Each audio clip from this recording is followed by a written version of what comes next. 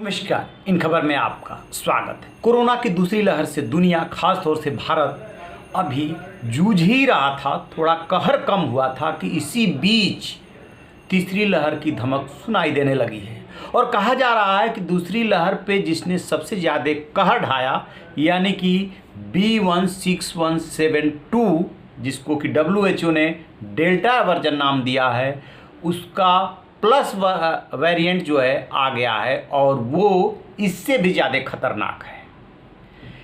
कैसे ये वेरिएंट बनता है, कैसे ये म्यूटेट होता है, पहले इस पर एक रिपोर्ट सुनिए और फिर कैसे आया डेल्टा प्लस, इसके बारे में। भारत में मिले कोरोना वायरस के डबल म्यूटेंट स्ट्रेन B.1.617.2 को ही विश्व स्वास्थ्य संगठन ने डेल्टा नाम दिया था, जिसके बारे में कहा जा रहा है कि उस पर वैक्सीन का असर कम हो रहा है, कम एंटीबॉडी बन रही है।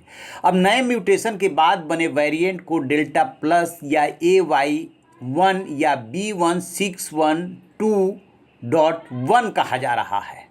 दरअसल B.1.617 लाइनेज से ही डेल्टा वेरिएंट यानी कि B.1.617.2 निकला है। इसी लाइनेज के दो और वेरिएंट्स है B.1.617 और B.1.617.3, जिनमें से B.1.617.1 को WHO ने वेरिएंट ऑफ इंटरेस्ट की लिस्ट में रखा और कप्पा नाम दिया है। इसमें सबसे बड़ा सवाल ये है कि क्या इन पे वैक्सीन कारगर होती है?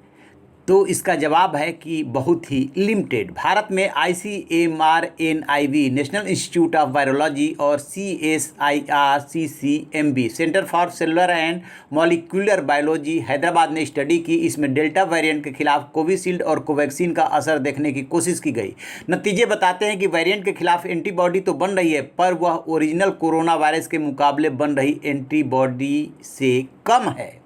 विशेषज्ञों का मानना है कि एंटीबॉडी केवल कभी भी इम्यूनिटी का इकलौता मार्कर नहीं हो सकती। डेल्टा प्लस वेरिएंट से वायरस तेजी से फैल रहा है, इसके भी बहुत कम सबूत है। इस वजह से WHO ने फिलहाल वेरिएंट्स ऑफ कंसर्न की लिस्ट में इसे नहीं रखा है। जैसा कि आपने सुना, किसी वेरिएंट ने भारत को तंग किया, किसी ने साउथ अफ्रीका को, किसी ने ब्रिटेन को, और अब खबर आ रही है कि डेल्टा प्लस के 21 मामले जो है महाराष्ट्र में मिले हैं, 3 मामले केरल में मिले हैं और छिटपुट घटनाएं मिल रही है और हो रही है। इसको लेकर के इस बार चूंकि राज्य और केंद्र सरकार सजग है, इसलिए ज़्यादा से ज़्यादा रिसर्च किया जा रहा है कि ये जाना जा सके कि इसके जीनोम सीक्वेंसिंग करके कि कैसे चेंज हुआ और क्या इसके खतरनाक प्रभाव है। खैर वो तो चलता रहेगा, लेकिन इसमें भी सबसे चिंतनीय बात ये है कि WHO ने ये कहा है कि जो डेल्टा वर्जन था, डेल्टा प्लस तो उसका एडवांस वर्जन है, जो डेल्टा है उस पर जो है वैक्सीन का कम असर होता है। पाया ये गया रिसर्च में कि एंटीबॉडी बनती है लेकिन कम बनती है, यानी कि ये वैक्सीन को भी बेअसर कर रहा है।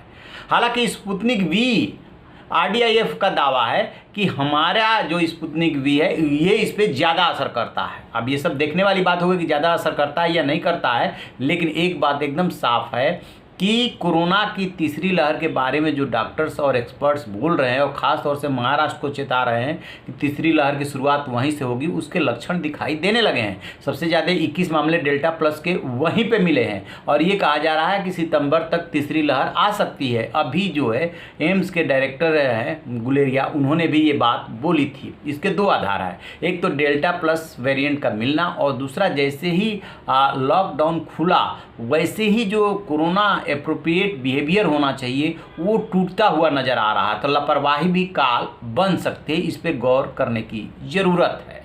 तो आप रहिए ना बेखबर, देखते रहिए इन खबर। Thank you.